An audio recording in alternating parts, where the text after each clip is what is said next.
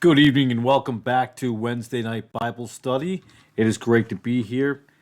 I've always been accused of calling it different things, but to me, it's a Bible study, a Bible message, a Bible, whatever you would like to call it. But we're going to be talking about the Bible this evening.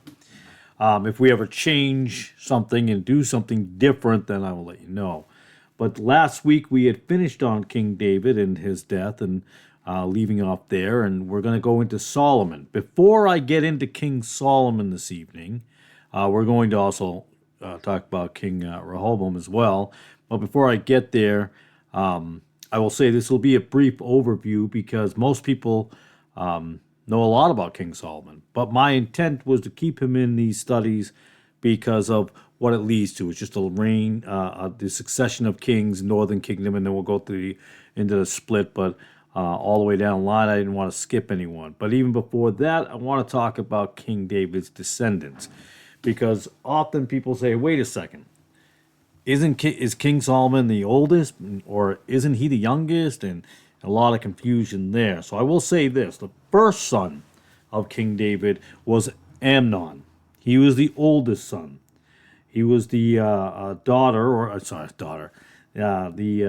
The son, his mother was Ahinoam, the Jezreelitess, and she was from Jezreel. So you can find that in the Bible, and that was an area in Judah.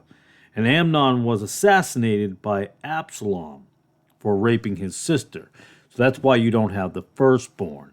The second would be Daniel, not the Daniel think, although some scholars had tried to say it was, but it was not. And then you get to the third son, which is Absalom. Now, Absalom, he is, well, if everybody knows this, but he was involved with starting a rebellion against King David, which I spoke about before. But he was killed by Joab. And then you get into his fourth son, which was Adonijah, or Adonijah, fourth son. He was the fourth son. He tried to take over by force, but was killed by Solomon. Then you get into Shephatiah, fifth son, and Athriam was sixth son, and Shammua, Shobab, and Nathan. You get through all of those, Chileab, but then you get to Solomon. There was also Ibhar, Elishama, Eliphalet, Nogad, Nepheg, Japhia, Elishama, Eliada, and Ephalat again. So, but that leads us to King Solomon. And as most people know, King Solomon is probably one of the most prominent and revered figures in the Bible. And his story is, I would say, rather rich in history, but rich with a lot of wisdom, wealth, and divine favor. He is introduced, I think, in 2 Samuel 24. He was the second child born from their union with Bathsheba. And Solomon's reign as the king of Israel has always been noted for its prosperity, wisdom, and the construction of the temple in Jerusalem. So as most people know, I use the King James Bible for the historical references. Very rarely do I go outside of the King James Bible, but when I do, I will let you know where and what I'm using to talk about. In 1 Kings chapter 3, verses 5 and 14, or 5 through 14, this really encompasses Solomon's wisdom. One of the most defining features of Solomon's reign was his unparalleled wisdom. And this wisdom was a direct gift from God, granted to Solomon after he prayed for understanding to govern the people of Israel rather than asking for wealth or long life. In 1 Kings chapter 3, verse 5, Solomon encountered God in a dream at Gibeon, where God offered him anything he desired. Solomon's response was a humble request for wisdom to govern God's people. God was pleased with Solomon's choice, as he did not ask for personal wealth or the life of his enemies. As a result, God granted him not only the wisdom he asked for, but also wealth and honor beyond any other. And then we get to the judgment of the two women.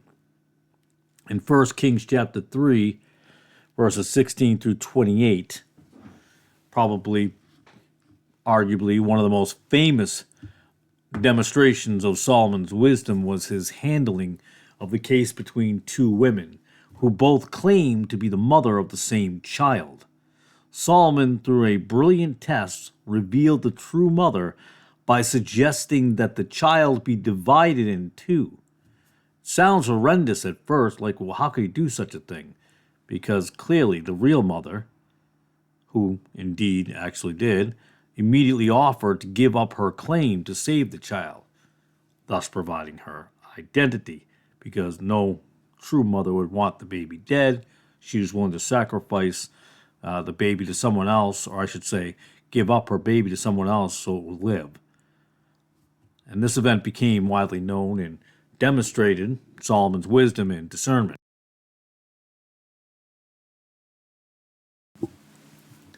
And then we get to the construction of the temple in 1 Kings 5 and 6. The building of the temple in Jerusalem is one of Solomon's greatest achievements. It was intended to be a permanent dwelling place for the Ark of the Covenant, which had previously been kept in a tent. In Solomon's preparation, 1 Kings 5, Solomon sought materials from neighboring King Hiram of Tyre, who supplied him with cedar wood and arranged for skilled workers to help construct the temple. Solomon's reign was marked by a period of peace, which allowed him to focus on such monumental projects.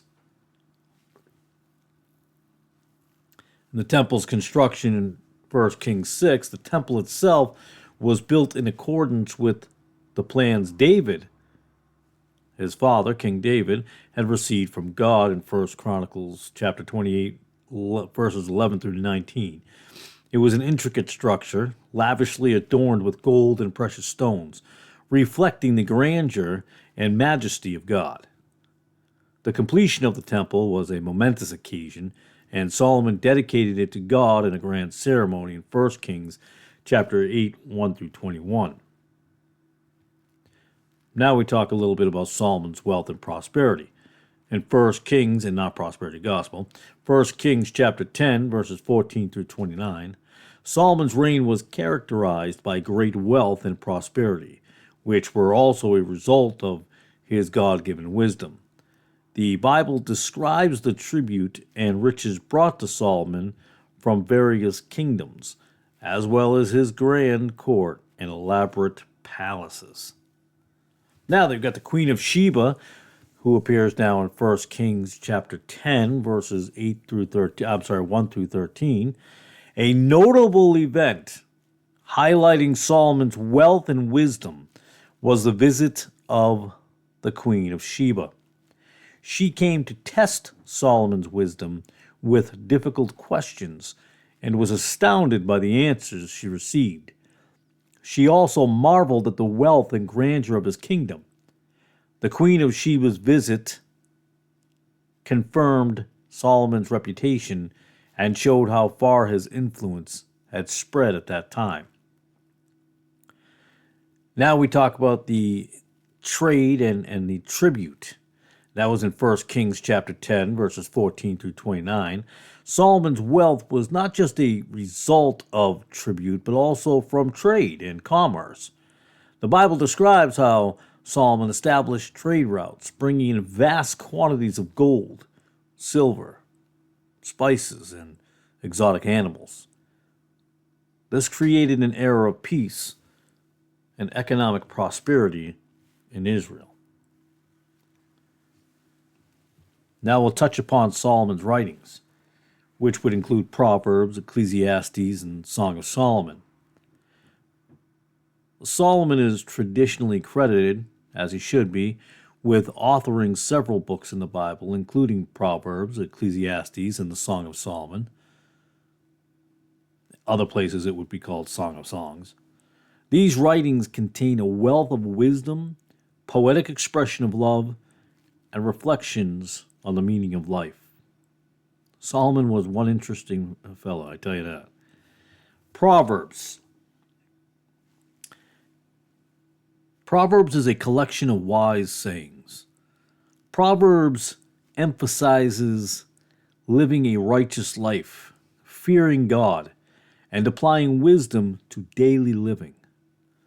Solomon's Proverbs are practical, teaching lessons on everything from relationships to work ethics. One of the most famous verses in Proverbs, Proverbs 1 verse 7, the fear of the Lord is the beginning of knowledge, but fools despise wisdom and instruction. Next was Ecclesiastes. This book reflects Solomon's observations about life and its seeming futility apart from God. It is often regarded as often among scholars, as and I never do like this word, because it really kind of sums up how people look at it because they take it the wrong way, a philosophical exploration of the meaning of life, with the recurring refrain, vanity of vanities, highlighting the emptiness of worldly pursuits. When we get to Song of Solomon, this book is another poetic dialogue between a lover and his beloved, often interpreted as an allegory of God's love for his people, Israel. The beauty of the poetry has led it to be seen as a profound expression of love. Excuse me. And then we have Solomon's decline, covered in chapter 1 Kings chapter 11. Despite his wisdom and wealth, Solomon's later years were marked by spiritual decline. The Bible records that Solomon's heart turned away from God, influenced by his foreign wives, who led him to worship idols. In 1 Kings chapter 11, verses 1 through 10, Solomon had many wives and concubines, and many of them were from foreign nations. These wives turned his heart toward idolatry, and he built high places for the worship of foreign gods. And this angered God, rightly so. And as a result, the Lord foretold that Solomon's kingdom would be divided after his death. And that was in 1 Kings 11 as well. 1 Kings chapter 11, verses 11 through 13, God declared that Solomon's kingdom would be torn in two, and his son Rehoboam would only rule over part of the nation. This judgment came to pass after Solomon's death, when Israel was divided into the northern kingdom of Israel and the southern kingdom of Judah. What is a brief overview of Solomon's legacy? King Solomon's legacy is multifaceted. He is remembered as one of the greatest kings in Israel's history, beside King David, of course. A man who had wisdom, wealth, and the favor of God. However, his story also serves as a cautionary tale about the dangers of turning away from God. His reign, marked by prosperity and peace, was followed by a period of division and strife in Israel. Solomon's greatest achievement, the construction of the temple in Jerusalem, became the central place of worship for Israel and remained so until destruction centuries later. The temple was the focal point of God's presence on earth. Solomon's writings, particularly in Proverbs, continued to guide and inspire people in their pursuit of wisdom. His observations in Ecclesiastes remain a sobering reflection on the transient nature of life. Solomon's downfall reminds believers that even the wisest and most favored individuals must remain vigilant in their faithfulness to God. The consequences of Solomon's sin were felt by the entire nation, leading to the division of the kingdom after his death. King Solomon's story, as told here in the King James Bible, is one of great promise, incredible wisdom, and again, ultimate tragedy. Some would say his reign was a golden age, so to speak, for Israel. But his later years reflect the danger of turning away from God's commandments. Solomon's life challenges us to seek wisdom, honor God in all our endeavors, and remain faithful to Him throughout our lives.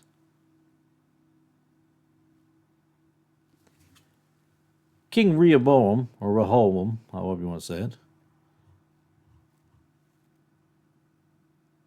the son of Solomon,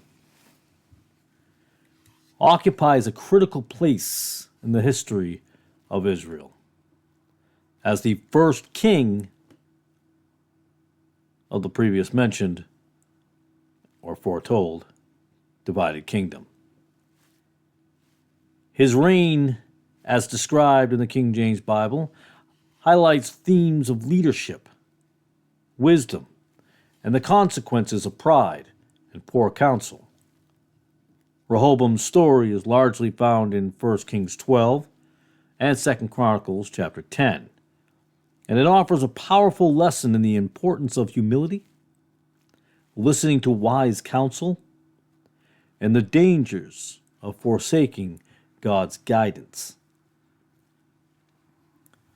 When we look at the beginnings of, or the backgrounds of the ascension to the throne, we look at 1 Kings chapter 11 and 1 Kings chapter 12. Rehoboam, being the son of King Solomon and his Ammonite wife Naamah, 1 Kings 14. After Solomon's death, Rehoboam succeeded him as king of Israel. Solomon's reign had been prosperous, as we said before, but towards the end of his life, his unfaithfulness to God led to divine judgment, which resulted in the kingdom being divided. Now, this division would occur during Rehoboam's reign, and his leadership would be marked by its pivotal role in that split. Because during Solomon's reign, the nation had experienced such great wealth and peace, but Solomon's idolatry and oppression of the people near the end of his life had caused dissatisfaction among the northern tribes. And Rehoboam inherited a kingdom that was prosperous, but yet it was very fragile. In the initial rule of Rehoboam, Rehoboam went to Shechem, 1 Kings chapter 12, verse 1, to be crowned. A city associated with Israel's history and a place of gathering, it was here that he would face a major challenge from the northern tribes. In 1 Kings chapter 12, verses 3 through 5, the people of Israel, particularly about the northern tribes, came to Rehoboam with a request of lighter taxes and less oppressive rule. They had suffered under Solomon's heavy taxation and forced labor, which had been used to fund his grand building projects, even including the temple in Jerusalem. The elders of Israel asked Rehoboam to lighten the harsh yoke that his father Solomon had placed on them in 1 Kings chapter 12, verse 4. They said, "Thy father made our yoke grievous. Now therefore make thou the grievous service of thy father in his heavy yoke which he put upon us lighter, and we will serve thee." This was a plea for relief, and the people promised loyalty if Rehoboam agreed to this request. Now we look at the counsel that Rehoboam received in 1 Kings chapter 12, verses 6 through 15. Rehoboam's decision at this crucial juncture in his reign would determine the future of the kingdom. Rehoboam first consulted with the elders, the wise men, who had served under his father Solomon. They advised him to listen to the people's request, offering kindness and understanding, saying that he showed generosity. The people would serve him loyally. This was counsel based on humility, compassion, and wisdom. Now we look at the young man's counsel, or the young men's counsel. And you know I've talked about this type of thing before. Rehoboam then turned to his peers, the young men he had grown up with. These men, eager to assert authority, advised him to reject the request and instead make the burden even heavier. They told him to tell the people, "My father made your yoke heavy, and I will add to your yoke. My father also chastised you with whips, but I will chastise you with scorpions." This advice reflected pride and arrogance, calling for the hardline approach. Rehoboam's decision, and the division of the kingdom in 1 Kings chapter 12, Rehoboam ultimately followed the counsel of the young men. The blind leading the blind, so to speak, rejecting the plea of the northern tribes for relief. As a result, the northern tribes rebelled, just like the elders predicted, and the kingdom was divided. You see the importance of elders and young men. You see the importance of wise men who have been around and seen some things and have gone through things, as opposed to young men who have no clue. They're running on emotions and things they may have read instead of learned. The northern rebellion, when Rehoboam responded harshly to the people, they rejected his rule. 10 of the 12 tribes, led by Jeroboam, a former servant of Solomon, seceded from the kingdom and formed the northern kingdom of Israel. Only Judah and Benjamin remained loyal to Rehoboam.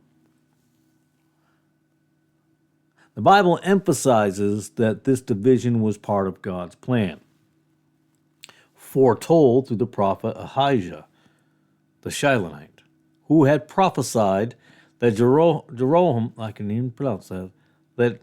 Jeroboam will rule over the 10 northern tribes. In 1 Kings 12:15 it reads, "So the king hearkened not unto the people, for the cause was from the Lord, that he might perform his saying, which the Lord spake by Ahijah the Shilonite unto Jeroboam the son of Nebat." This indicates that the division of the kingdom was a fulfillment of God's will as a judgment on Solomon's idolatry and disobedience. In 1 Kings chapter 12, we also see the response to the division. After the division, Rehoboam gathered an army of 180,000 men from Judah and Benjamin to fight against the northern tribes and try to restore the unity of the kingdom. However, God intervened through a prophet, telling Rehoboam not to fight.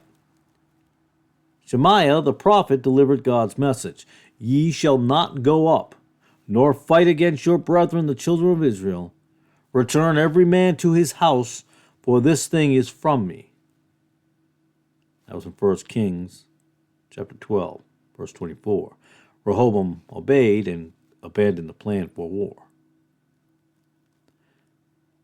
Rehoboam's willingness to heed God's command not to engage in battle shows that despite his earlier failure to follow wise counsel, he still recognized God's authority in this matter. This moment was a reminder that God was sovereign over all, over him, even in the face of political turmoil. Now we take a brief look at Rehoboam's reign in Judah in 1 Kings chapter 14, verses 21 through 31. Rehoboam continued to reign over the southern kingdom, which remained loyal to him in Jerusalem, as Jerusalem was its capital. Like his father Solomon, Rehoboam allowed idolatry to flourish. 1 Kings chapter 14 describe how, or at the end of, 22 verses 22 and 24, describe how Judah did evil in the sight of the Lord, imitating the sins of Israel and engaging in idol worship and sinful practices, leading to the kingdom's spiritual decline. Rehoboam's reign was marked by continual conflict with the northern kingdom of Israel. Shishak, the king of Egypt, invaded Judah during Rehoboam's 5th year, taking away treasures from the temple and the royal palace. This invasion was a reminder of Judah's vulnerability and the consequences of turning away from God's commands. What is Rehoboam's legacy? Which is 1 Kings 14, 29, 31, and 2 Chronicles chapter 12, verses 1 through 16. Rehoboam's reign lasted 17 years. But it was marked by failure to uphold the spiritual integrity of the kingdom. While Judah remained under his rule, the kingdom's spiritual and political state weakened. Despite his initial submission to God's command regarding war, Rehoboam did not maintain the same humility and obedience throughout his reign. His kingdom's decline, spiritually and politically, reflects his failure to heed God's will consistently.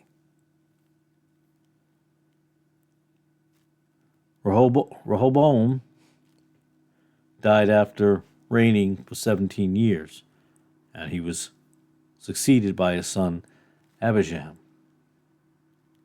His death marked the continuation of a divided kingdom, with Israel and Judah on separate paths.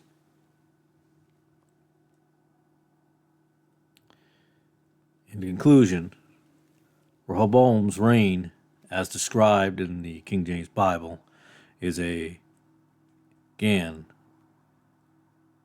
a cautionary tale about the dangers of pride, poor counsel, and not heeding the wisdom of God. His decision to follow the advice of his peers rather than the wise counsel of the elders resulted in the division of the kingdom, a loss of unity, and a legacy of spiritual decline. Rehoboam's life teaches us that the importance of humility, listening to wise and godly counsel, and recognizing the leadership requires submission to God's will, especially in times of difficulty or challenge. Well, thank you for listening this evening. It wasn't as exciting as my last one or the King David stuff, but it's not always about how exciting, it's about the facts in the Bible. That's all that matters, learning the Bible, learning different sections, different people. That's why I do these. So again, I appreciate your time as always. And with that, God bless and have a beautiful day. Good night.